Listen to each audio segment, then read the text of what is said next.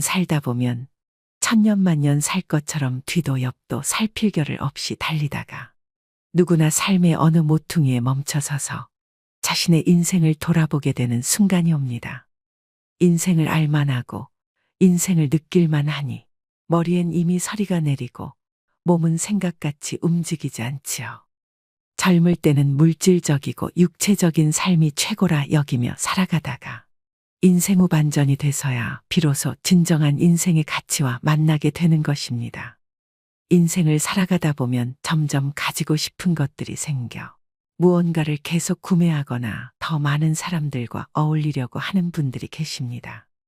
우리는 나이 들수록 건강하고 행복한 노후를 위해 중년부터 인생의 덧셈과 뺄셈이 필요합니다. 안 쓰는 물건이나 지나간 관계에 대한 집착 등은 빼고 비운 공간을 필요한 것들로 채워나갈 때 보다 풍요로운 노년을 보낼 수 있습니다. 이는 누구나 잘 알고 있는 교과서적인 내용이지만 일상에서 이런 것들을 마음에 간직하며 지켜나가는 것은 결코 쉬운 일은 아닙니다. 나이가 들고 지혜가 자랄수록 물질적인 삶은 멀리하고 정신적인 삶을 최고로 여기며 살아가야 합니다. 그렇다면 노후에 어떻게 하면 잘 빼고 잘 더할 수 있을까요?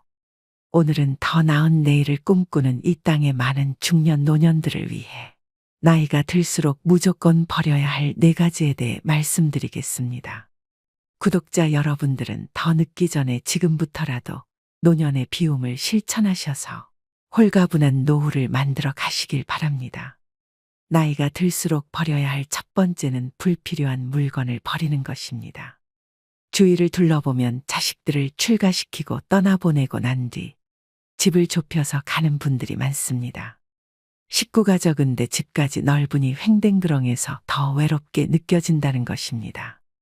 집을 줄이면 살림살이도 자연스럽게 비워지게 되죠. 대부분의 사람들은 집에 쓰지도 않는 물건을 오랫동안 보관해 놓는 일이 많습니다. 어느 날은 제대로 정리하겠다고 마음먹으면서 막상 정리를 시작하면 버리는 것도 말처럼 쉽지가 않은데요. 놔두면 언젠가 쓸 것 같은데 이건 비싸게 주고 샀는데 이건 추억이 있는데라며 버리지 못하는 이유도 다양합니다. 이런 이유로 하나둘씩 챙겨두다 보니 슬그머니 또 자리를 차지합니다. 집안 곳곳에 잡동사니가 여러분들에게 주는 영향은 생각보다 심각하다고 하는데요. 풍수지리 전문가는 각 물건에는 고유의 에너지와 기가 존재하고 있는데 이 에너지의 흐름이 순조로워야 집안이 활기를 띨 수 있다고 합니다. 즉 불필요한 물건은 즉시 버리고 비워내야 비로소 그 자리에 자신이 진정 원하는 새로운 일들이 찾아올 수 있다는 것이죠. 내 몸의 노화를 촉진하는 물건 5가지가 있습니다. 첫 번째는 밑창과 굽이 다른 낡은 신발입니다. 낡은 신발은 관절과 척추를 늙게 만들고 오래된 운동화는 족저근막의 압력을 높여 통증을 유발하기 때문에 집에 낡은 신발이 있다면 당장 버리셔야 합니다. 두 번째는 오래된 플라스틱 용기입니다. 오래된 플라스틱에는 환경호르몬과 세균도 많고 음식물을 오염시키기 때문에 과감하게 버리셔야 됩니다. 세 번째는 오래된 칫솔입니다. 벌어진 칫솔모는 잇몸을 손상시켜 구강노화를 촉진한다고 하는데요. 3개월마다 교체해 주는 것이 좋습니다. 네 번째는 오래된 기름입니다. 오래되어 산패된 기름은 일단 몸속에 들어가면 배출이 안 되고 혈전을 만들어 혈관을 좁혀 여러 가지 질병을 유발하므로 오래된 기름은 절대 드시면 안 됩니다. 마지막으로 5번째는 오래된 이어폰입니다. 볼륨 키운 이어폰은 청력 노화를 촉진시키고 소음성 난청의 원인이 된다고 하는데요. 이어폰을 낄 때는 최대 볼륨의 50% 아래로 듣고 오래된 이어폰은 버리셔야 합니다. 빨리 늙지 않고 좀 더 건강하게 지내기 위해서라도 집안에 있는 오래된 물건은 과감하게 버리셔야 됩니다. 모든 것이 부족하던 시대에는 많은 것을 소유하는 게 미덕이었으나 요즘처럼 넘쳐나는 시대에 무절제한 풍족함은 오히려 짐이 되고 욕심이 됩니다. 물질적인 것을 아무리 많이 가져도 정신적으로는 점점 허기를 느낀다는 사람들이 많기 때문이죠. 철저하게 비우는 무소유의 삶을 실천하고 가신 법정 스님은 행복의 비결은 우선 자기 자신으로부터 불필요한 것을 제거하는 일에 있다고 말씀하셨습니다. 버리고 비우는 일은 결코 소극적인 삶이 아니라 지혜로운 삶의 선택입니다. 비우기가 익숙해진다면 필요 없는 물건들을 아무 생각 없이 사모으던 습성도 사라질 것입니다. 그리고 노후에는 소유보다는 이런저런 경험에 더 많은 시간을 들이셔야 됩니다. 물질적으로 더할 나위 없이 풍요롭지만 정신적 공허함은 그 어느 세대보다도 깊은 중년 노년들에게 물건 버리기는 간결하고 자유로운 삶을 위해 반드시 실천해야 할 생존 전략입니다. 더불어 나이가 들수록 더 단촐하게 더 가볍고 명료하게 살기 위해서는 늘 자신의 것을 비우고 살아야 하는지도 모릅니다. 나이가 들수록 버려야 할 두 번째는 앉아있는 시간을 줄이셔야 됩니다. 여러분은 하루에 얼마나 오랜 시간 앉아서 생활하시나요? 나이가 들수록 덜 앉고 더 많이 움직이셔야 되는 것은 모두가 알고 계실 텐데요. 60세가 넘어 하루 10시간 넘게 앉아 있으면 치매에 걸릴 확률이 높아진다고 합니다. 치매가 아니더라도 장시간 앉아 있는 사람은 하루 종일 몸을 움직이는 사람보다 당뇨병이나 심장마비 위험이 높고 하체 비만 등이 발병하는 위험이 증가한다는 연구가 있는데요. 자식들이 출가하고 나가게 되면 억지로라도 움직였던 몸은 그냥 앉아서 TV를 보는 시간의 하루 일과 중 대부분을 차지할 것입니다. 하루에 1시간만 앉아있는 시간을 줄여도 각종 심혈관 질환과 대사증후군 발병 위험이 줄어든다고 합니다. 장시간 앉아있는 것이 건강에 미치는 악영향을 줄이기 위해 일상에서 30분마다 5분간 가벼운 걷기를 하셔야 됩니다. 한 연구에 따르면 1,500명의 노인 가운데 가장 오래 앉아 있었던 사람들은 더 자주 움직였던 노인들보다 평균적으로 8년 더 빨리 늙는 것으로 나타났다고 하는데요. 나이가 들어가며 신체 활동이 게을러지면 근육이 급격하게 줄어들고 기력이 떨어지면서 더욱 움직이기 싫은 마음이 생겨날 수 있습니다. 나이가 들수록 움직이면 살고 누우면 죽는다는 말을 떠올리셔야 됩니다. 편하게 쉬려는 마음에서 벗어나 일상에서 많이 움직이는 습관을 길들이셔야 합니다. 매일 규칙적으로 많이 걷는 것도 건강 유지를 위한 좋은 습관 중 하나입니다.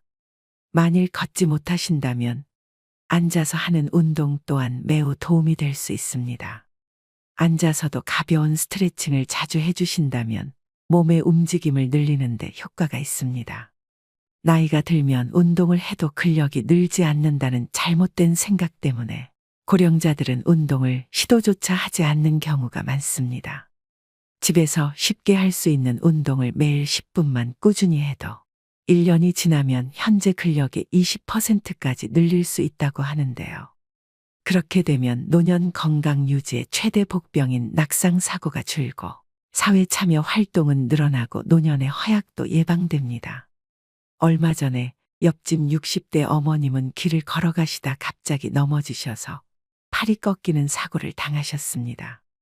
다리에 근력이 부족해서 중심을 못 잡고 넘어지셨는데요. 오랫동안 치료받느라 고생하시는 걸 옆에서 본 적이 있습니다. 미리 근력 운동을 조금씩이라도 실천해서 예상치 못한 사고에 대비를 하셔야 됩니다. 습관이 인생이라는 말이 있습니다. 우리가 갑자기 운동량을 늘리는 것은 쉽지 않은 일입니다. 대신 앉아있는 시간이라도 줄이는 게 노후 건강을 위해 아주 좋은 방법이 되는 것입니다. 하루를 아름답고 행복한 삶으로 만들기 위해서는 자신이 어떤 태도와 습관을 가지고 살아가고 있는지 돌아보는 시간을 가져볼 필요가 있습니다. 앞으로 어떤 습관을 길들여 어떤 태도로 지낼 것인가 하는 계획을 세우고 실천하는 것이 바로 자신의 가치 있는 노후를 위한 중요한 지혜이기 때문입니다. 나이가 들수록 버려야 할 세 번째는 불필요한 인간관계를 정리하는 것입니다. 노후 행복의 결정적 요인은 부도 명예도 학벌도 아닌 관계라고 하는데요. 우리는 퇴직과 함께 직장 등 공적 관계망은 대부분 눈 녹듯 사라져버리고 학창시절 동창 등 친밀한 관계 위주로 재편됩니다. 하지만 오래 알고 지낸 사람들이라고 모두 원만한 관계를 유지하는 것은 아니죠. 특히 말끝마다 불평불만을 쏟아낸다거나 걸핏하면 화를 내는 등 만났을 때 기분 좋은 에너지보다 불편함을 주는 사람은 알고 지낸 세월에 관계없이 자연스레 꺼려지게 마련입니다. 따라서 노후에는 어떤 사람을 자주 만나고 싶은지 또는 만나고 싶지 않은지 생각해 보면서 자신 역시 만나고 싶은 사람이 될 수 있도록 노력하며 관계를 형성해 나가야 합니다. 노후가 되면 마음이 외롭고 인생이 허무하다고 느낄 때가 많습니다. 이때 달려와 고민을 함께 나눌 친구가 한두 명만 있어도 성공한 인생이라 할 수 있죠. 나이 들어서 주변 사람들과의 관계에서 벌어지는 크고 작은 갈등은 노년의 삶의 질을 낮추고 외로움을 증폭시킵니다. 맞지 않는 사람과의 인연의 끈을 놓지 못하고 만남을 유지하면서 스트레스를 받는 사람들을 주변에서 흔히 볼 수 있습니다. 특히 살아온 세월 속에 쌓인 갈등이 폭발하면서 관계가 망가질 때도 많습니다. 배우자 및 자녀와의 갈등이나 오래 알고 지낸 친구와의 불협화음 등이 이 경우에 해당하죠. 불필요한 인간관계는 늙음을 의식하기 시작하는 50대부터 하나씩 내려놓으면 편해진다고 합니다. 자녀들이 부모 품을 떠나 독립하고 나면 우리는 지켜야 하는 것들이 점점 적어집니다. 그러면 자연스럽게 이제껏 무리해서 만나야만 했던 사람들도 줄어들게 됩니다. 물은 나이를 먹으면 체력도 기력도 젊었을 때와 같지 않게 되니 굳이 의미 없는 인간관계에 힘쓸 여유가 없어집니다. 그러니 참아가며 사람을 만나는 일은 피곤하기만 하죠. 나이 들어서 체력이 떨어지는 만큼 인간관계에도 에너지 절약이 필요합니다. 여기서 가족만큼은 예외라고 말씀하시는 분들도 계실 것 같은데요. 결국은 가족도 같습니다. 그저 너무 가까이 가지 않는 것이 요령이죠. 관계에서 오는 스트레스를 줄이고 싶다면 사람보다는 고독과 친해지셔야 합니다. 악기 배우기나 그림 그리기, 운동 등 취미 활동을 하면서 혼자만의 뜻깊은 하루하루를 보낸다면 내적 자존감도 덩달아 상승하게 됩니다. 이처럼 혼자서 시간을 잘 보낼 수 있게 된다면 내 인생에서 진정으로 필요한 인간관계 또한 분명해질 거라고 생각합니다. 나이가 들어갈수록 그냥 아는 사람 100명보다 나를 잘 알아주는 사람 1명이 더 귀합니다. 그대로의 나를 받아들이는 소수의 사람과 편안하게 만나면서 평온한 노후를 보내셔야 됩니다. 은퇴 후 인간관계라는 한 연구에 따르면 배우자와 함께하는 시간을 줄이고 싶다고 대답한 은퇴자가 늘리고 싶다고 한 은퇴자보다 6배나 많았다고 하는데요. 이 같은 문제들을 비추어 볼 때 은퇴 후에도 원만한 대인관계를 유지하려면 삐걱대는 관계를 정비하는 것도 중요합니다. 가족 또는 가까운 지인 간 어긋난 부분을 개선하고 줄어든 인맥을 새롭게 채워나가야 사람 냄새 풍기는 노후 생활을 즐길 수 있습니다. 행복하고 건강한 노년을 만드는 것은 사람들과의 질적인 관계에 달려 있습니다. 놀라운 것은 나에게 이로운 관계가 행복뿐 아니라 노후의 신체적 건강까지 영향을 준다는 사실이죠. 누군가는 이렇게 말합니다. 인생은 나를 알아주는 한두 사람 붙잡고 사는 거라고 하더군요.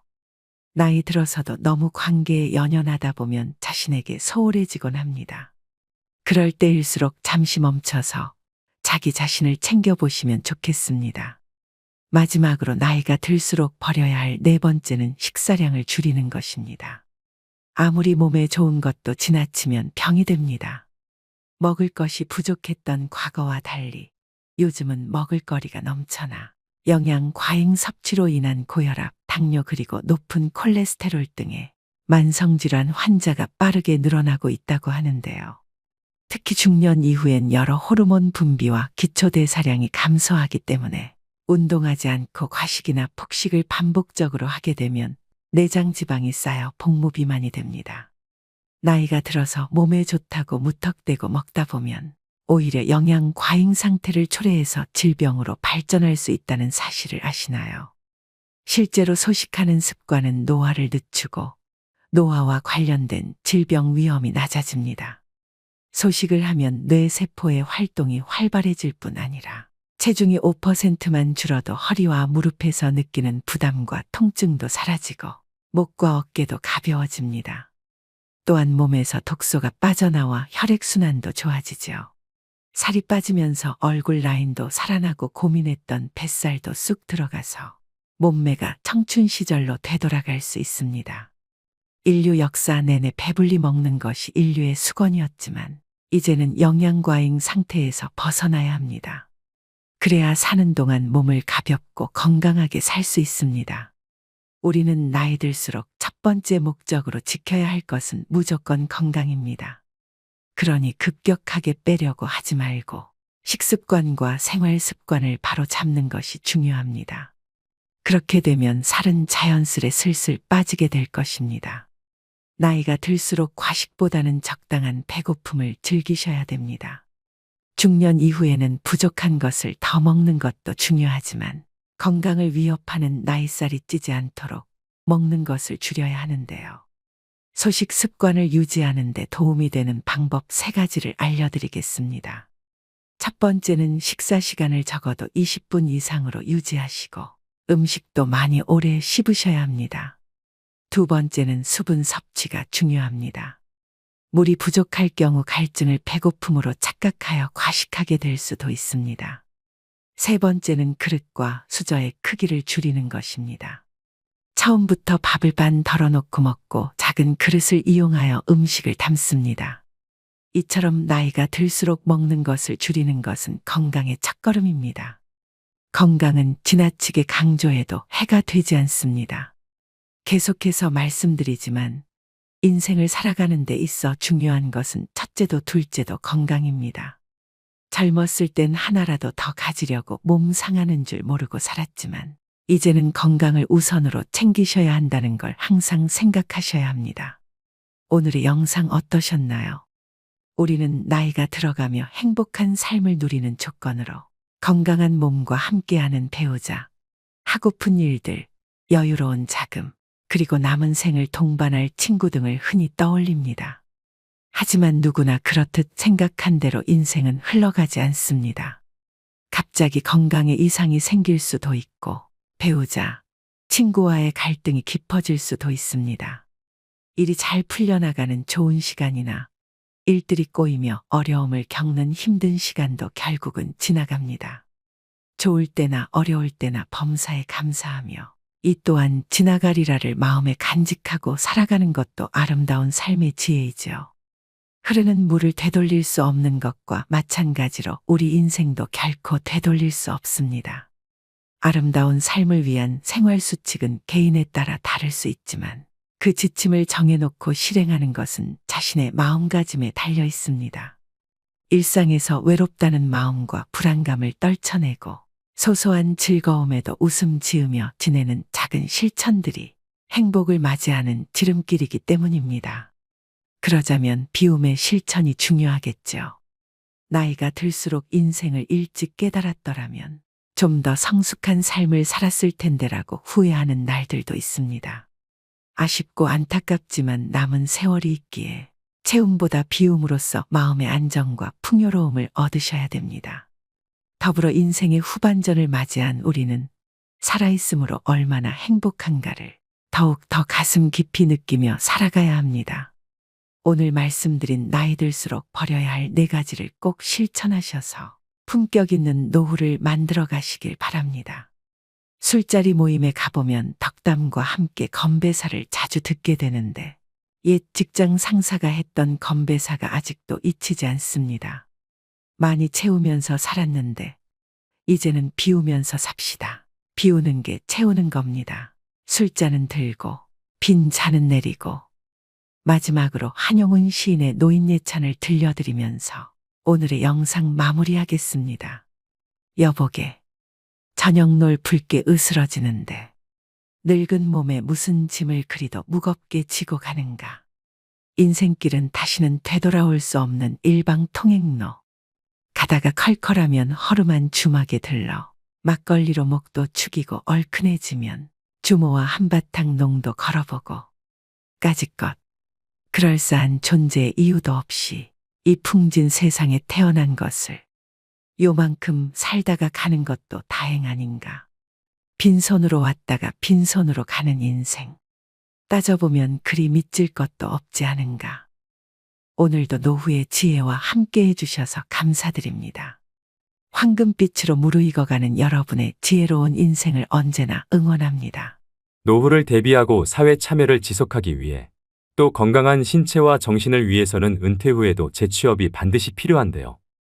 영상을 클릭하신 분들 중엔 나이 먹고 무슨 자격증에 재취업이야 라고 생각하시는 분들도 분명 계시리라고 생각합니다. 하지만 노후라고 다르지 않습니다.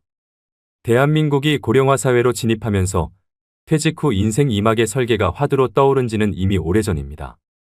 통계청의 조사 결과에 따르면 55세에서 69세 중 은퇴 후에도 계속 일하고 싶다는 사람은 72.5%에 달했습니다. 응답자들은 평균 71세까지 계속 일자리를 희망했고 희망임금으로는 월 150만 원에서 200만 원이라는 답변이 제일 많았습니다. 주변을 보면 은퇴 후 굳이 일을 안 해도 노후를 보낼 수 있을 만큼 여유가 있으신데 일을 계속 하시는 분들이 있습니다.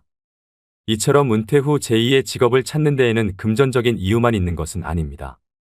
은퇴 후에는 필연적으로 자존감 하락과 공허함, 우울 등이 찾아오기 마련인데 시니어 취업은 이를 해소해주는 가장 큰 역할을 하게 되는데요. 뿐만 아니라 경제적으로도 여유가 생겨 자기를 책임질 수 있게 됩니다. 늙어서 괜히 자녀들 눈치나 보며 살 필요가 없다는 말이지요. 그렇다면 시니어 자격증은 어떤 특징이 있을까요? 시니어들은 취업에 즉시 활용할 수 있는 자격증을 선호하는 경향이 있는 것으로 나타났는데요. 오늘은 실제로 취득 후 바로 취업에 활용이 가능한 자격증 5가지에 신종직종 1가지를 더해서 총 6가지를 알려드리려고 합니다. 자격증 취득 방법과 현실적인 연봉 그리고 앞으로의 전망도 함께 말씀드리겠습니다. 메모하실 게 있으시면 중요 내용을 메모하시면서 들으시면 좋겠습니다. 오늘의 영상을 끝까지 시청하셔서 중년 노년에도 일하는 즐거움을 통해 더 풍요로운 노후를 보내시길 바랍니다. 50대, 60대 분들에게 첫 번째로 추천드리는 자격증은 바로 건축도장기능사입니다.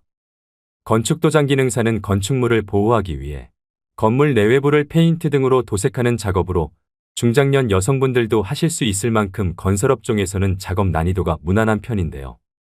그래서인지 50대 이상 여성의 취득률이 2위로 선정될 만큼 시니어들이 선호하는 자격증입니다. 그렇다면 건축도장기능사가 되려면 어떻게 해야 할까요? 건축도장기능사는 필기는 없고 실기시험만 진행됩니다. 응시 자격에는 제한이 없으며 시험 일정은 1년에 총 4번이 있습니다.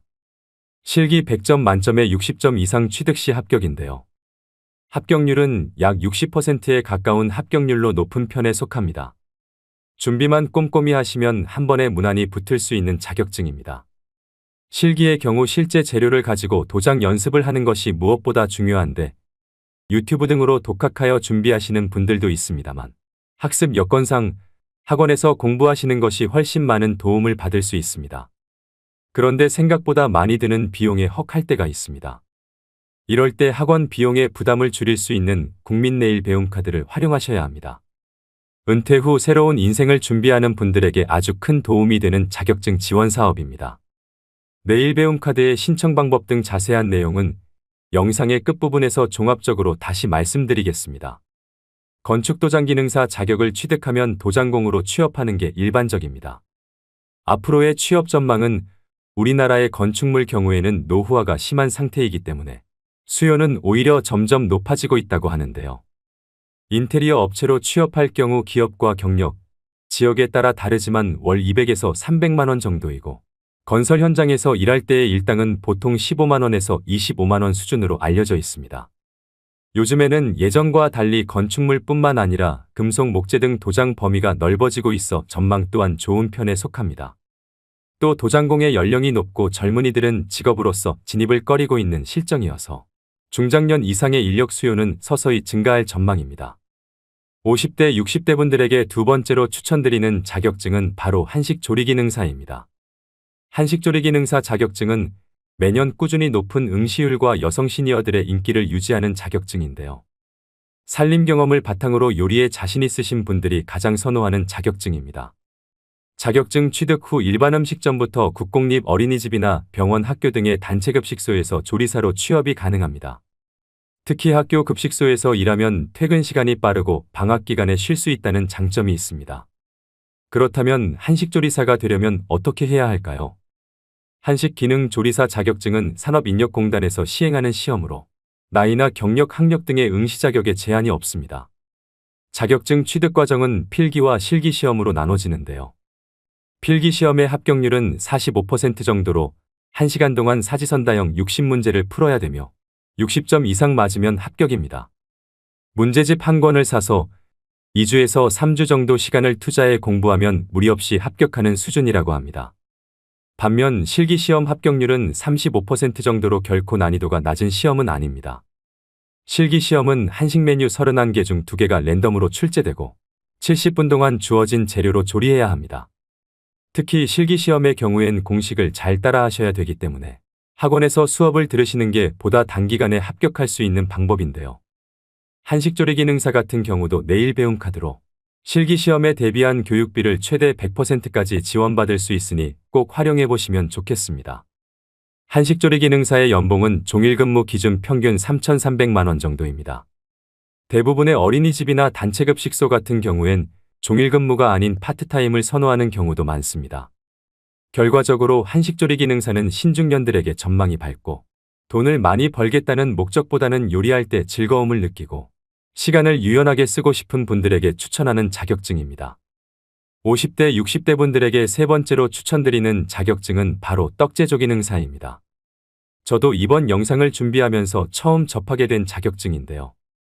여러분들도 아마 조금은 생소하실 거라고 생각됩니다. 하지만 떡제조기능사는 블루오션에 해당하는 자격증 중에 하나라고 합니다. 최근 건강식인 떡을 비롯해 약과 한과 등 다양한 전통 간식들이 다시금 떠오르고 있는데요. 떡이 줄어든 쌀 소비량을 끌어올리고 있을 만큼 전통 디저트를 찾는 소비자 수는 꾸준히 증가하고 있는 추세입니다. 그렇다면 떡 제조기능사가 되려면 어떻게 해야 할까요? 떡 제조기능사는 한국산업인력공단 주관으로 진행되는 시험으로 시험 일정은 1년에 4회입니다. 필기시험은 사지선다형으로 총 60문항을 60분 동안 풀어야 합니다. 한식조리기능사와 건축도장기능사와 마찬가지로 100점 만점에 60점 이상이면 통과됩니다. 필기시험 합격률은 75% 정도로 높은 편에 속하지만 현재 연도가 거듭될수록 합격률이 조금씩 낮아지는 걸로 봤을 때 그만큼 난이도가 조금씩 올라가고 있는 추세입니다. 필기의 경우 독학으로 공부하셔도 크게 어려움 없이 합격이 가능합니다. 실기 과목은 떡제조 작업형으로 2시간 동안 시험이 진행되며 맵쌀떡과 찹쌀떡 중 한 종류만 출제가 되는데요. 실기 역시 100점 만점에 60점 이상이면 합격입니다. 실기시험 합격률은 약 50%로 필기보다 다소 낮은 것을 확인할 수 있는데요. 실기를 좀 더 꼼꼼히 준비하셔서 시험장에 들어가야 할 필요성이 있겠습니다. 떡 제조기능사 역시 실기 준비는 내일 배움 카드를 활용하시면 학원에서 수강이 가능합니다.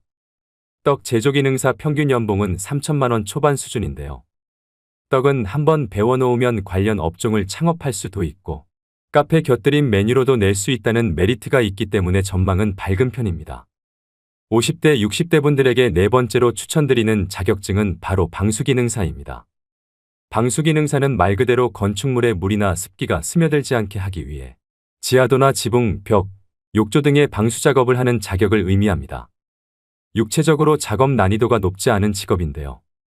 건축물의 신축 공사가 많을 때 인기를 끄는 자격증이어서 최근에 매년 3만 명 이상이 시험을 봤던 인기 직종 중 하나입니다. 그렇다면 건축도장기능사가 되려면 어떻게 해야 할까요? 방수기능사는 건축도장기능사와 마찬가지로 필기 없이 실기시험으로만 이루어져 있어 큰 부담 없이 편하게 준비 가능하며 100점 만점에 60점 이상이면 합격입니다. 실기시험 시간은 2시간 10분이며 아스팔트 시트지를 재단하고 순서에 맞게 부착하는 작업이 진행됩니다. 합격률은 약 50% 정도로 무엇보다 2시간 10분 안에 작업을 마쳐야 하기 때문에 몸에 익숙해질 때까지 실습을 충분히 해야만 취득할 수 있습니다. 방수기능사 또한 한국산업인력공단 주관 시험이고 내일 배움 카드 이용이 가능합니다. 방수기능사의 평균 연봉은 3,200만 원 정도입니다. 방수공사는 90% 이상이 신축공사이며 일부가 보수공사이기 때문에 신축공사의 증감에 따라 영향을 많이 받습니다. 최근 건설 경기가 서서히 회복되면서 방수기능사에 대한 고용도 서서히 증가할 전망입니다. 50대, 60대 분들에게 다섯 번째로 추천드리는 자격증은 바로 요양보호사입니다. 고령화 시대에 꼭 필요한 인력으로 주목받는 자격증인데요. 요양보호사는 노인 또는 신체적으로 도움이 필요한 환자들에게 기본적인 건강관리와 생활지원을 제공하는 역할을 합니다. 제 주변에도 실제로 50대, 60대 지인분들이 요양보호사를 업으로 삼고 계시는 분들이 많이 계실 만큼 요양보호사 자격증에 대한 관심이 뜨거운데요. 아내를 간호하기 위해 자격증을 취득한 84세 할아버지와 18살 손자와 나란히 합격한 72세 할머니도 계십니다. 개인적인 생각으로 50대, 60대라도 누구나 무리 없이 합격할 수 있는 수준이라 봅니다. 그렇다면 요양보호사가 되려면 어떻게 해야 할까요? 요양보호사의 교육과정은 총 240시간으로 이론과 실기 그리고 실습을 각각 80시간씩 수료해야 됩니다. 필기시험과 실기시험 각각 만점에 60% 이상 득점 시 합격할 수 있습니다. 하지만 2024년부터는 이론 240시간, 실기 80시간으로 기존 교육이수 시간에서 80시간이 더 늘어날 예정입니다. 자격증을 취득한 요양보호사는 흔히 양로원이라 말하는 시설이나 주야간 보호센터에서 일할 수 있게 되는데요. 또 제가 서비스라고 해서 집으로 직접 방문해 가사지원과 신체 수발 서비스 등을 담당하기도 합니다. 다만 급여가 안정적이지 않고 값싼 가정부를 고용했다는 듯 노골적으로 잡일을 시키는 환자나 가족이 있을 수 있습니다. 또 치매 어르신들을 주로 돌보는 일이라 돌발 상황도 많이 생긴다고 합니다. 하지만 단순한 돈벌이 이상의 보람이 있다고 하시는 분들도 많습니다. 근무지에 따라 일의 강도나 형태는 다르지만 요양보호사 대부분은 사회에 도움이 되는 일을 하고 있다는 사명감으로 일하고 계시지 않을까 생각합니다. 하지만 이와는 별개로 요양보호사에 대한 잘못된 인식과 처우는 앞으로 많이 개선되어져야 하는 것은 분명합니다. 2023년 기준 요양보호사의 최저임금은 시급 9,620원으로 연봉으로 환산 시 약 2,400만 원 수준입니다. 계속되는 고령화와 요양시설이나 재가시설에서 요양보호사를 의무 채용하고 있어 전망은 제일 밝은 자격증 중 하나입니다. 요즘 같은 고용 불안 시대에 건강하기만 하다면 평생 직업으로 삼을 수 있는 일이라고 생각됩니다. 이렇게 총 5가지의 전망 좋은 자격증을 알려드렸는데요. 여기에 한 가지 더 강력 추천드릴 자격증으로 신종직업인 병원동행 매니저에 대해 말씀드리겠습니다. 기대 수명이 늘어난 요즘에는 불가피하게 찾아오는 질병을 적절하게 관리하는 일이 장수의 우선 조건이 되었습니다. 이와 함께 부상하는 직업이 바로 병원 동행 매니저인데요. 노인 비율이 커지는 만큼 몸이 아픈 사람들도 당연하게 많아지고 있습니다. 복합검진이 가능한 대부분 종합병원이 예약 시스템으로 운영되고 있는데 기기를 다루는데 익숙하지 않는 어르신에게는 외래 진료 예약부터 병원 방문까지 모든 과정이 어려움의 연속인데요. 그나마 가족이 도움을 줄 수 있다면 괜찮지만 각자 밥벌이로 인해 부모의 외래 진료에 동행하기 위해 시간을 내기는 쉽지 않습니다. 이처럼 병원 동행 매니저는 숙련된 간병인이 환자와 함께 이동하여 보호자를 대신해 병원 이동 및 접수 귀가까지 동행하는 신종 직업입니다. 병원 동행 매니저는 인생이막의 유망 직종으로 전망이 아주 밝습니다. 서울시의 경우 2022년 기준으로 1만 명의 병원 동행 매니저가 활동하고 있으며 2025년까지 2만 명의 병원 동행 매니저를 양성할 계획이라고 밝혔는데요. 노인 인구가 빠르게 증가하면서 시니어 1인 가구는 더욱 늘어날 것이기 때문에 병원 동행 매니저의 수요는 앞으로 더욱 증가할 것으로 예상되고 장년 노년분들이 하기에 괜찮은 직업으로 생각이 됩니다. 그렇다면 병원 동행 매니저가 되려면 어떻게 해야 할까요? 병원 동행 매니저로 활동하기 위해서는 간호사, 간호조무사나 요양보호사, 사회복지사 자격 중 한 가지 이상의 자격증을 소유하고 있어야 합니다. 소지하고 계신 자격증이 없으시다면 사회복지사 2급 취득으로 접근하시는 게 가장 수월한 방법인데요. 사회복지사 2급은 필기시험 없이 온라인 수업 이수 후 실습을 하면 취득할 수 있습니다. 한국산업인력공단이나 한국사회복지사협회 홈페이지에서 접수를 진행할 수 있습니다. 가장 궁금해하실 급여 조건은 지역이나 업무 시간에 따라 다르겠지만 월 최대 240만 원 수입을 낼 수 있습니다. 평균 시급은 2만 원 수준으로 모든 서비스는 기본 2시간 이상 제공되기 때문에 한 번 병원 동행 시 최소 4만 원을 받을 수 있습니다. 근무 시간을 여유롭게 사용할 수 있고 업무 강도도 무난한 편에 속하기 때문에 하루빨리 자격증을 취득하셔서 제2의 직업으로 삼아보시면 어떨까요? 그렇다면 말씀드린 5가지의 기능사 자격시험은 어디에서 신청할까요? 한국산업인력공단 사이트인 큐넷 사이트에 접속하셔서 원서 접수를 진행하셔야 합니다. 설명드린 자격증마다 말씀드렸다시피 국민배움 체험카드를 100% 활용하셔서 취득하셔야 비용을 최대한 아낄 수 있습니다. 신청 방법은 가까운 고용센터를 방문하시거나 HRD 넷 홈페이지를 통해 신청이 가능한데요. 지원 금액은 300만 원이 기본이고 최대 500만 원까지 지원받을 수 있습니다. 지원 범위 내에서 전체 훈련비의 45에서 85%가 국비 지원이 됩니다. 아무래도 어르신들은 컴퓨터로 신청하는 것은 어려움이 있을 수 있기 때문에 언급해드린 자격증 취득에 의사가 있으신 분들이라면 자녀에게 도움을 요청하시거나 그마저도 어렵다면 고용센터에 방문해서 자세한 상담을 받아보시는 것이 좋겠습니다. 오늘의 영상 어떠셨나요?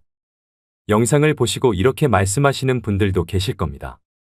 일이야 계속 하고 싶지요. 하지만 나이 든 사람을 누가 써준답니까? 라고 하시며 일자리를 구할 생각조차 하지 않는 분들도 많을 거라고 생각합니다. 자격증을 취득해도 나이 때문에 일자리를 구하기 힘든 현실이라고도 말씀하십니다. 저는 이 의견이 맞는 말인 것 같기도 하지만 또 틀린 말이기도 한 것 같은데요. 일자리를 구하지 못하는 것은 나이 때문만이 아닙니다. 쉬운 일만 찾거나 이미 지나버린 자신의 전성기만 생각하고 눈높이를 낮춰 일자리를 구하지 않기 때문인 경우가 더 많습니다. 하늘은 스스로 돕는 자를 돕는다고 했습니다. 노후에도 일을 계속하겠다는 의지가 있으시다면 스스로 변하고 일자리를 얻기 위해 노력하셔야 합니다. 내가 과거에 무엇을 했느냐가 아니라 현재 내가 어떤 상황에 있고 앞으로 어떻게 살아갈 것인가를 정확히 인식하는 것이 중요합니다. 노후의 일자리를 위해 명심해야 할 것이 있습니다. 용기 있는 자가 일자리를 얻는다. 두드려라. 그러면 열릴 것이다. 마지막으로 구독자 여러분들이 이미 취득하셨거나 공부 중이신 자격증, 그리고 제2의 직업으로 삼고 계신 일이 있으시면 댓글로 공유해 주시면 감사하겠습니다. 또 궁금하신 질문을 댓글로 남겨주시면 성심성의껏 답변 드리도록 하겠습니다. 오늘도 노후의 지혜와 함께 해주셔서 감사드립니다. 황금빛으로 무르익어가는 여러분의 지혜로운 인생을 언제나 응원합니다. 노후를 대비하고 사회 참여를 지속하기 위해 또 건강한 신체와 정신을 위해서는 은퇴 후에도 재취업이 반드시 필요한데요. 영상을 클릭하신 분들 중엔 나이 먹고 무슨 자격증에 재취업이야 라고 생각하시는 분들도 분명 계시리라고 생각합니다.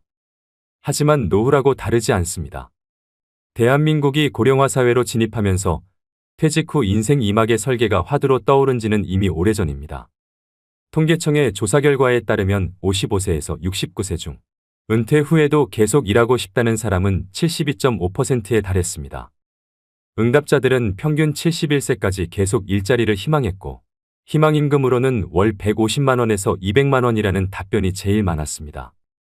주변을 보면 은퇴 후 굳이 일을 안 해도 노후를 보낼 수 있을 만큼 여유가 있으신데 일을 계속 하시는 분들이 있습니다. 이처럼 은퇴 후 제2의 직업을 찾는 데에는 금전적인 이유만 있는 것은 아닙니다. 은퇴 후에는 필연적으로 자존감 하락과 공허함, 우울 등이 찾아오기 마련인데 시니어 취업은 이를 해소해주는 가장 큰 역할을 하게 되는데요. 뿐만 아니라 경제적으로도 여유가 생겨 자기를 책임질 수 있게 됩니다. 늙어서 괜히 자녀들 눈치나 보며 살 필요가 없다는 말이지요. 그렇다면 시니어 자격증은 어떤 특징이 있을까요? 시니어들은 취업에 즉시 활용할 수 있는 자격증을 선호하는 경향이 있는 것으로 나타났는데요. 오늘은 실제로 취득 후 바로 취업에 활용이 가능한 자격증 5가지에 신종직종 1가지를 더해서 총 6가지를 알려드리려고 합니다. 자격증 취득 방법과 현실적인 연봉 그리고 앞으로의 전망도 함께 말씀드리겠습니다. 메모하실 게 있으시면 중요 내용을 메모하시면서 들으시면 좋겠습니다. 오늘의 영상을 끝까지 시청하셔서 중년 노년에도 일하는 즐거움을 통해 더 풍요로운 노후를 보내시길 바랍니다. 50대, 60대 분들에게 첫 번째로 추천드리는 자격증은 바로 건축도장기능사입니다. 건축도장기능사는 건축물을 보호하기 위해 건물 내외부를 페인트 등으로 도색하는 작업으로 중장년 여성분들도 하실 수 있을 만큼 건설업종에서는 작업 난이도가 무난한 편인데요. 그래서인지 50대 이상 여성의 취득률이 2위로 선정될 만큼 시니어들이 선호하는 자격증입니다. 그렇다면 건축도장 기능사가 되려면 어떻게 해야 할까요? 건축도장 기능사는 필기는 없고 실기시험만 진행됩니다. 응시 자격에는 제한이 없으며 시험 일정은 1년에 총 4번이 있습니다. 실기 100점 만점에 60점 이상 취득 시 합격인데요. 합격률은 약 60%에 가까운 합격률로 높은 편에 속합니다. 준비만 꼼꼼히 하시면 한 번에 무난히 붙을 수 있는 자격증입니다. 실기의 경우 실제 재료를 가지고 도장 연습을 하는 것이 무엇보다 중요한데 유튜브 등으로 독학하여 준비하시는 분들도 있습니다만 학습 여건상 학원에서 공부하시는 것이 훨씬 많은 도움을 받을 수 있습니다. 그런데 생각보다 많이 드는 비용에 헉할 때가 있습니다. 이럴 때 학원 비용의 부담을 줄일 수 있는 국민내일 배움카드를 활용하셔야 합니다. 은퇴 후 새로운 인생을 준비하는 분들에게 아주 큰 도움이 되는 자격증 지원 사업입니다. 내일 배움카드의 신청 방법 등 자세한 내용은 영상의 끝부분에서 종합적으로 다시 말씀드리겠습니다. 건축도장 기능사 자격을 취득하면 도장공으로 취업하는 게 일반적입니다. 앞으로의 취업 전망은 우리나라의 건축물 경우에는 노후화가 심한 상태이기 때문에 수요는 오히려 점점 높아지고 있다고 하는데요. 인테리어 업체로 취업할 경우 기업과 경력, 지역에 따라 다르지만 월 200에서 300만 원 정도이고 건설 현장에서 일할 때의 일당은 보통 15만 원에서 25만 원 수준으로 알려져 있습니다. 요즘에는 예전과 달리 건축물뿐만 아니라 금속, 목재 등 도장 범위가 넓어지고 있어 전망 또한 좋은 편에 속합니다. 또 도장공의 연령이 높고 젊은이들은 직업으로서 진입을 꺼리고 있는 실정이어서 중장년 이상의 인력 수요는 서서히 증가할 전망입니다. 50대, 60대 분들에게 두 번째로 추천드리는 자격증은 바로 한식조리기능사입니다. 한식조리기능사 자격증은 매년 꾸준히 높은 응시율과 여성 시니어들의 인기를 유지하는 자격증인데요. 살림 경험을 바탕으로 요리에 자신 있으신 분들이 가장 선호하는 자격증입니다. 자격증 취득 후 일반 음식점부터 국공립 어린이집이나 병원, 학교 등의 단체급식소에서 조리사로 취업이 가능합니다. 특히 학교 급식소에서 일하면 퇴근 시간이 빠르고 방학 기간에 쉴 수 있다는 장점이 있습니다. 그렇다면 한식조리사가 되려면 어떻게 해야 할까요? 한식기능조리사 자격증은 산업인력공단에서 시행하는 시험으로 나이나 경력, 학력 등의 응시 자격에 제한이 없습니다. 자격증 취득 과정은 필기와 실기시험으로 나눠지는데요. 필기시험의 합격률은 45% 정도로 1시간 동안 사지선다형 60문제를 풀어야 되며 60점 이상 맞으면 합격입니다. 문제집 한 권을 사서 2주에서 3주 정도 시간을 투자해 공부하면 무리 없이 합격하는 수준이라고 합니다. 반면 실기시험 합격률은 35% 정도로 결코 난이도가 낮은 시험은 아닙니다. 실기시험은 한식 메뉴 31개 중 2개가 랜덤으로 출제되고 70분 동안 주어진 재료로 조리해야 합니다. 특히 실기시험의 경우엔 공식을 잘 따라 하셔야 되기 때문에 학원에서 수업을 들으시는 게 보다 단기간에 합격할 수 있는 방법인데요. 한식조리기능사 같은 경우도 내일 배움 카드로 실기시험에 대비한 교육비를 최대 100%까지 지원받을 수 있으니 꼭 활용해 보시면 좋겠습니다. 한식조리기능사의 연봉은 종일근무 기준 평균 3,300만 원 정도입니다. 대부분의 어린이집이나 단체급식소 같은 경우엔 종일근무가 아닌 파트타임을 선호하는 경우도 많습니다. 결과적으로 한식조리기능사는 신중년들에게 전망이 밝고 돈을 많이 벌겠다는 목적보다는 요리할 때 즐거움을 느끼고 시간을 유연하게 쓰고 싶은 분들에게 추천하는 자격증입니다. 50대, 60대 분들에게 세 번째로 추천드리는 자격증은 바로 떡제조기능사입니다.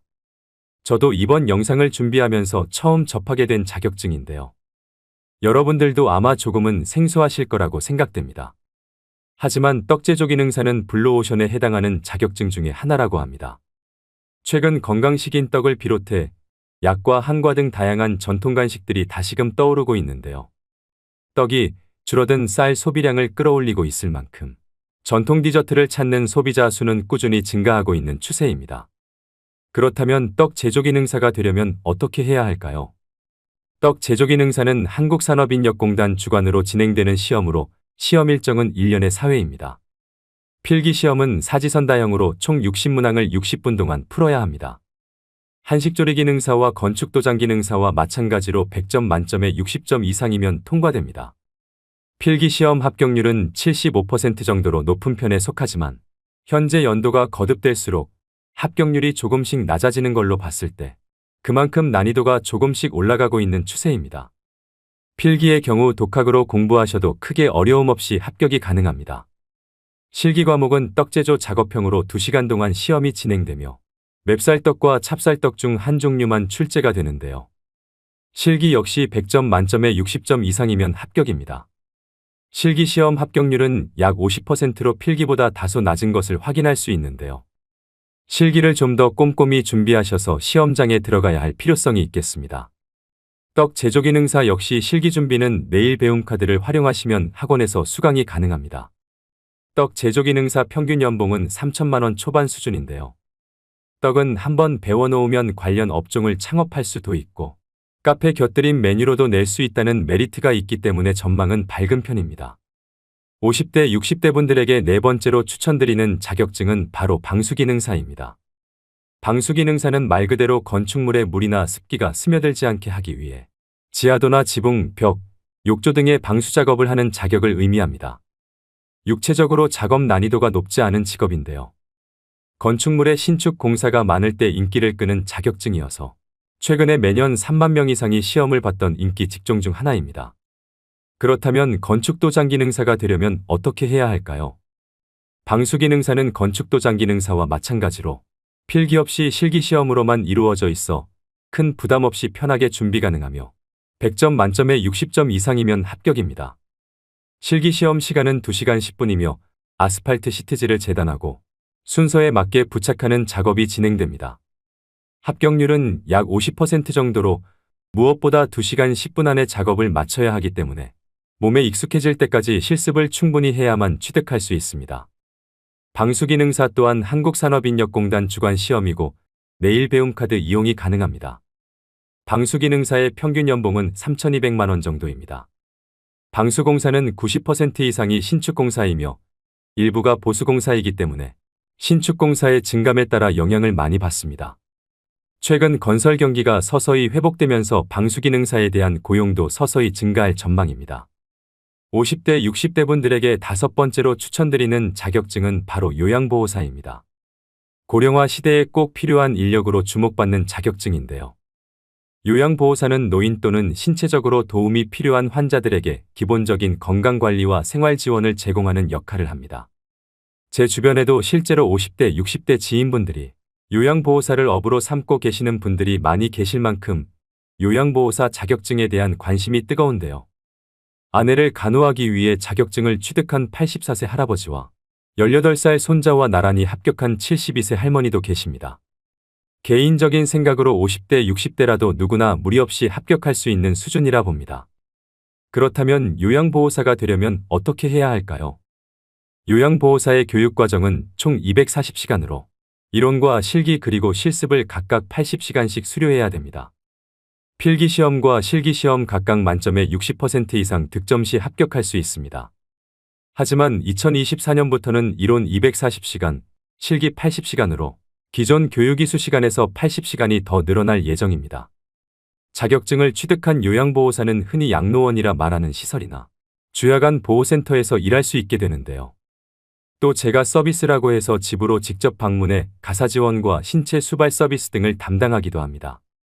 다만 급여가 안정적이지 않고 값싼 가정부를 고용했다는 듯 노골적으로 잡일을 시키는 환자나 가족이 있을 수 있습니다. 또 치매 어르신들을 주로 돌보는 일이라 돌발 상황도 많이 생긴다고 합니다. 하지만 단순한 돈벌이 이상의 보람이 있다고 하시는 분들도 많습니다. 근무지에 따라 일의 강도나 형태는 다르지만 요양보호사 대부분은 사회에 도움이 되는 일을 하고 있다는 사명감으로 일하고 계시지 않을까 생각합니다. 하지만 이와는 별개로 요양보호사에 대한 잘못된 인식과 처우는 앞으로 많이 개선되어져야 하는 것은 분명합니다. 2023년 기준 요양보호사의 최저임금은 시급 9,620원으로 연봉으로 환산 시 약 2,400만 원 수준입니다. 계속되는 고령화와 요양시설이나 재가시설에서 요양보호사를 의무 채용하고 있어 전망은 제일 밝은 자격증 중 하나입니다. 요즘 같은 고용 불안 시대에 건강하기만 하다면 평생 직업으로 삼을 수 있는 일이라고 생각됩니다. 이렇게 총 5가지의 전망 좋은 자격증을 알려드렸는데요. 여기에 한 가지 더 강력 추천드릴 자격증으로 신종직업인 병원동행 매니저에 대해 말씀드리겠습니다. 기대 수명이 늘어난 요즘에는 불가피하게 찾아오는 질병을 적절하게 관리하는 일이 장수의 우선 조건이 되었습니다. 이와 함께 부상하는 직업이 바로 병원 동행 매니저인데요. 노인 비율이 커지는 만큼 몸이 아픈 사람들도 당연하게 많아지고 있습니다.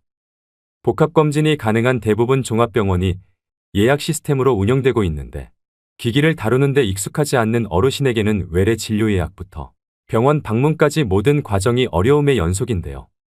그나마 가족이 도움을 줄 수 있다면 괜찮지만 각자 밥벌이로 인해 부모의 외래 진료에 동행하기 위해 시간을 내기는 쉽지 않습니다. 이처럼 병원 동행 매니저는 숙련된 간병인이 환자와 함께 이동하여 보호자를 대신해 병원 이동 및 접수 귀가까지 동행하는 신종 직업입니다. 병원 동행 매니저는 인생이막의 유망 직종으로 전망이 아주 밝습니다. 서울시의 경우 2022년 기준으로 1만 명의 병원 동행 매니저가 활동하고 있으며 2025년까지 2만 명의 병원 동행 매니저를 양성할 계획이라고 밝혔는데요. 노인 인구가 빠르게 증가하면서 시니어 1인 가구는 더욱 늘어날 것이기 때문에 병원 동행 매니저의 수요는 앞으로 더욱 증가할 것으로 예상되고 장년 노년분들이 하기에 괜찮은 직업으로 생각이 됩니다. 그렇다면 병원 동행 매니저가 되려면 어떻게 해야 할까요? 병원 동행 매니저로 활동하기 위해서는 간호사, 간호조무사나 요양보호사, 사회복지사 자격 중 한 가지 이상의 자격증을 소유하고 있어야 합니다. 소지하고 계신 자격증이 없으시다면 사회복지사 2급 취득으로 접근하시는 게 가장 수월한 방법인데요. 사회복지사 2급은 필기시험 없이 온라인 수업 이수 후 실습을 하면 취득할 수 있습니다. 한국산업인력공단이나 한국사회복지사협회 홈페이지에서 접수를 진행할 수 있습니다. 가장 궁금해하실 급여 조건은 지역이나 업무 시간에 따라 다르겠지만 월 최대 240만 원 수입을 낼 수 있습니다. 평균 시급은 2만 원 수준으로 모든 서비스는 기본 2시간 이상 제공되기 때문에 한 번 병원 동행 시 최소 4만 원을 받을 수 있습니다. 근무 시간을 여유롭게 사용할 수 있고 업무 강도도 무난한 편에 속하기 때문에 하루빨리 자격증을 취득하셔서 제2의 직업으로 삼아보시면 어떨까요? 그렇다면 말씀드린 5가지의 기능사 자격시험은 어디에서 신청할까요? 한국산업인력공단 사이트인 큐네 사이트에 접속하셔서 원서 접수를 진행하셔야 합니다. 설명드린 자격증마다 말씀드렸다시피 국민배움 체험카드를 100% 활용하셔서 취득하셔야 비용을 최대한 아낄 수 있습니다. 신청 방법은 가까운 고용센터를 방문하시거나 HRD 넷 홈페이지를 통해 신청이 가능한데요. 지원 금액은 300만 원이 기본이고 최대 500만 원까지 지원받을 수 있습니다. 지원 범위 내에서 전체 훈련비의 45에서 85%가 국비 지원이 됩니다. 아무래도 어르신들은 컴퓨터로 신청하는 것은 어려움이 있을 수 있기 때문에 언급해드린 자격증 취득에 의사가 있으신 분들이라면 자녀에게 도움을 요청하시거나 그마저도 어렵다면 고용센터에 방문해서 자세한 상담을 받아보시는 것이 좋겠습니다. 오늘의 영상 어떠셨나요? 영상을 보시고 이렇게 말씀하시는 분들도 계실 겁니다. 일이야 계속 하고 싶지요. 하지만 나이 든 사람을 누가 써준답니까? 라고 하시며 일자리를 구할 생각조차 하지 않는 분들도 많을 거라고 생각합니다. 자격증을 취득해도 나이 때문에 일자리를 구하기 힘든 현실이라고도 말씀하십니다. 저는 이 의견이 맞는 말인 것 같기도 하지만 또 틀린 말이기도 한 것 같은데요. 일자리를 구하지 못하는 것은 나이 때문만이 아닙니다. 쉬운 일만 찾거나 이미 지나버린 자신의 전성기만 생각하고 눈높이를 낮춰 일자리를 구하지 않기 때문인 경우가 더 많습니다. 하늘은 스스로 돕는 자를 돕는다고 했습니다. 노후에도 일을 계속하겠다는 의지가 있으시다면 스스로 변하고 일자리를 얻기 위해 노력하셔야 합니다. 내가 과거에 무엇을 했느냐가 아니라 현재 내가 어떤 상황에 있고 앞으로 어떻게 살아갈 것인가를 정확히 인식하는 것이 중요합니다. 노후의 일자리를 위해 명심해야 할 것이 있습니다. 용기 있는 자가 일자리를 얻는다. 두드려라. 그러면 열릴 것이다. 마지막으로 구독자 여러분들이 이미 취득하셨거나 공부 중이신 자격증, 그리고 제2의 직업으로 삼고 계신 일이 있으시면 댓글로 공유해 주시면 감사하겠습니다. 또 궁금하신 질문을 댓글로 남겨주시면 성심성의껏 답변 드리도록 하겠습니다. 오늘도 노후의 지혜와 함께 해주셔서 감사드립니다. 황금빛으로 무르익어가는 여러분의 지혜로운 인생을 언제나 응원합니다.